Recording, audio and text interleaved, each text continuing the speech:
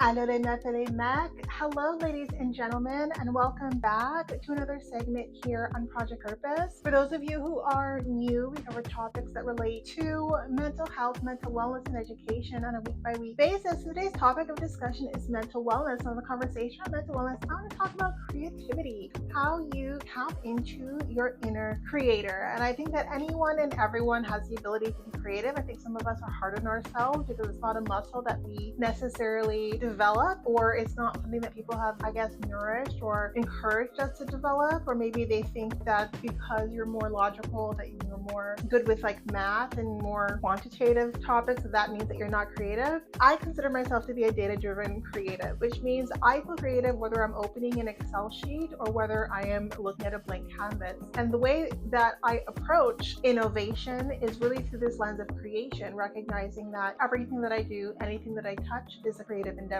And so because I see everything as a creative endeavor, I see every opportunity as a creative endeavor, it's something that enables me to really put together solutions or output that is fairly one of a kind. I think it's fairly unique. And so I want to come on here and talk about different ways that I tap into my inner creativity. And if you try it, let's see if it works for you as well. And so one of the things that I love to do that I think people often misjudge quite a bit is I like to stare off into space. And the reason why I stare off into space, especially when it is a case that I'm forming or fledging an idea, like if there's something that I want to do but I haven't quite fully framed what it's going to look like. And just as an FYI, like I am someone where before I start anything, like it's a fully baked idea in my head. So before I ever put pen to paper, like I know exactly what it's going to look like start to finish. And then I start the actual physical labor of creating, or even the mental emotional labor of like putting out in the ether. But even Project Purpose, I had this idea, I had it well mapped out, I had it well structured, and then I brought it out into the ether. And even the way that it built, like all of the extensions of Project Purpose, I have them structured and completely clear in my mind before I put it out there in the ether. So it's the same thing for anything that I touch. So as a project manager, I'm constantly working on different resources that enable people to stay current, or to keep the progress visible, or to show the impact or the return on investment of the different projects that I work on. And I like to do it in very creative ways. I like to do it in ways that are engaging and ways that are appealing, that are aesthetically pleasing as well. And so you'll always see that there's this creative flair in the things that I do, because I think that storytelling is so much more than the data. It's how we frame the data, how we make it something that people want to engage with, something that people want to interact and sort of immerse themselves with. I think storytelling is such a key component to effective communication. If you're a strong storyteller, then if you build the competencies to develop the ability to be a strong storyteller, then you're also giving yourself the ability to be creative, because storytelling is a very creative exercise. And so the one thing that I like to do, I'll get back to my points, my bullets, is I love to stare out into space. And I stare out into space because I find lots of ingenuity arises when I'm looking at everything but focusing on nothing. And that's because I'm activating my sensory system. There's lots of colors, there's lots of things going on. So even if I'm not attending to anything, my brain is processing everything. And that's building juice, I call it building energy, that will formulate into the idea that I'm looking to form. And so I know that sometimes when people see different people blanking out, they think that like there's really nothing going on there. But for me, I blank out fairly intentionally, and it's not meditative. And I am someone who does meditate from time to time, so I wouldn't consider it to be meditative, but it is a way that I do tap into my creativity. When I blank out, I'm always looking out of a window. I'm looking out on a street.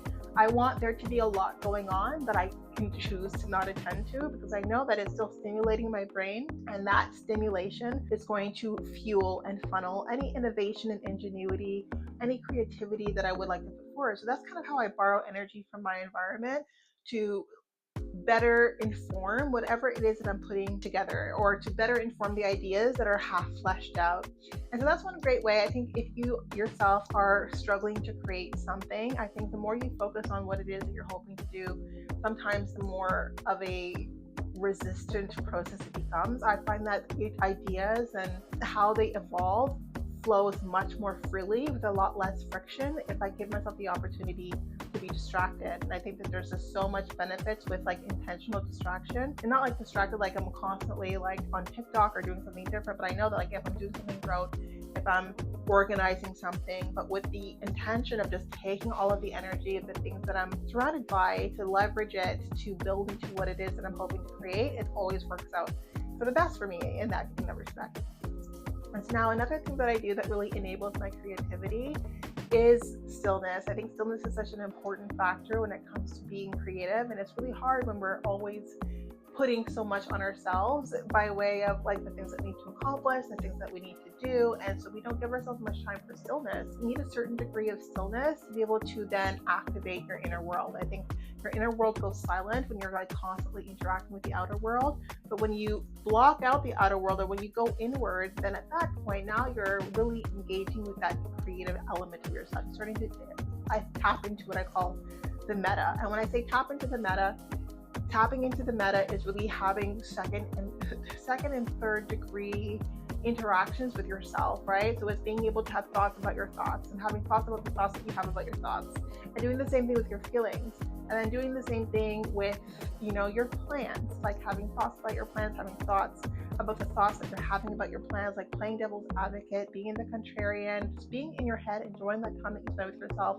philosophizing, intellectualizing, like the things that mean something to you, the things that you're doing, maybe even the relationships. You can like go inward as it relates to that, go inward as it relates to like the emotional state you're in versus the one that you would like to be in. I think that stillness really gives us an opportunity to gain clarity by way of where we're at and what it is that we need by way of alignment to do the things that we want to do. Because a lot of the times it's our energy that is being cannibalized in different spaces that sometimes we're not aware of, right? We could be distracted because we're worrying about something that is like there's like an undercurrent worry that we haven't addressed, that we're not addressing, and because of that, it's like taking up a lot of mental bandwidth and a lot of emotional bandwidth, so it leaves us very little room to be creative and to be innovative in the things that we're working towards. And so that's what I do. I love to practice stillness, and I also like to be inspired by other people's creativity. I never watch something superficially.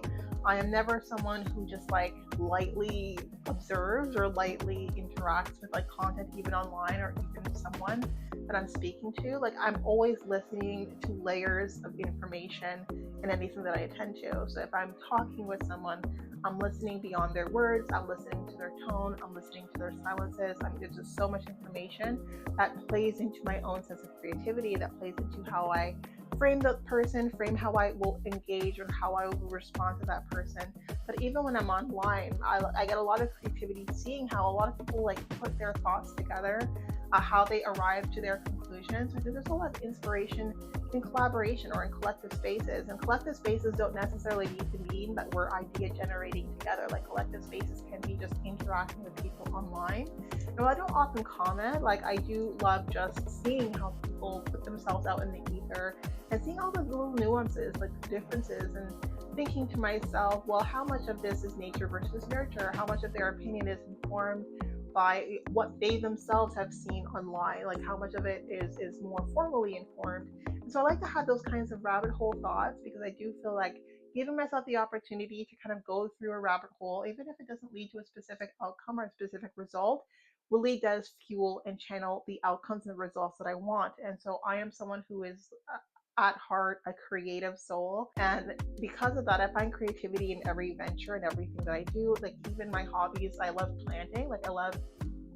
gardening as well, and it's just seeing things come to life, right? Or even understanding how my interaction with things bring things to life. And I think that creativity is one of those things where it's an interaction, it's a relationship that you cultivate with your inner creator, but also a relationship that you're cultivating with the environment around you. Like the more that you focus on creating, the more that you see that there's so much that you can do that is a creative work, right? Especially like when you think about like the different hobbies that you could engage in. Like a lot of it is very creative work, whether it's creating a strategy or creating something physical. I mean, all of these things really do fuel that part of your being. And I think that it's really important that we feel that part of our being. I think that sometimes we put creative works as something that is a nice to have, but I think all of us need to tap into like that inner creator within us, whether it's doing something fun and cute or doing something that's really meaningful and impactful for ourselves. And I think even as a child, like planting trees is such creative work, but sometimes we don't frame it as that. So even your framing is really important, because there's a lot of things that you're doing that is probably very creative that you just don't give it that label, and so you don't see yourself as creative even when you're engaging in those activities. So I wanted to come in here and talk about that. I want to talk about like just the different levers that we can press that are just easily accessible to us no matter where we are, that will help us fuel and funnel that creativity. Like, I think every opportunity, even as I attend to different colors as I'm looking around, like, all of it is inspiring because I'm paying attention, or I'm allowing myself to be stimulated by what's happening around me without paying attention, and that's still funneling my creativity. So I want to come in here and talk about that, give you that food for thought so that you think to yourself, well, how am I being creative, or how am I missing out on an opportunity to really funnel and feed my inner creator just with what's happening in my environment, whether I'm at home, whether I'm at work, whether I'm engaging in an activity. Like, there's rooms to tap into creativity everywhere. So that was what I wanted to talk about today. Some wellness tidbits for you. I think being creative, giving yourself creative outlets is just such a huge factor when it comes to wellness and well-being, and it's something that we should all think about how we can engage more intentionally in this next 2026 year. Now, if you're interested in having more conversations around cultivating different soft skills or different areas of self-mastery, I just want you to know that we do have a more interactive forum that we make available on our website. So we have our website over and above YouTube. And so if you are interested in engaging in these discussions that give you the opportunity to interact with one another and cultivate community with like-minded individuals all around the world, then I invite you to register. Now, these events are paid events. So if you do see yourself participating in our community on an ongoing basis, then I do suggest that you take a look at one of our package plans. Yes, we do offer package plans over and above our live events, as well as access to webinars and workshops largely focused on self-mastery over and above those events. So check it out.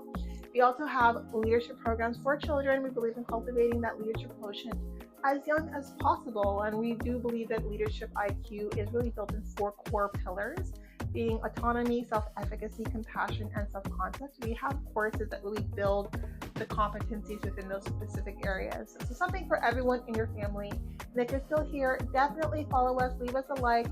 Every interaction and engagement definitely helps us get us out there and get our message out there, helping as many people as we can. And thank you for giving us this opportunity to play a small role in your journey. And if you have a creative outlet that you feel, or if you have a way that you tap into your creativity that you feel would be beneficial for those who are also watching, then definitely leave that in the comment down below. And I look forward to chatting with all of you very soon. We'll talk to you later.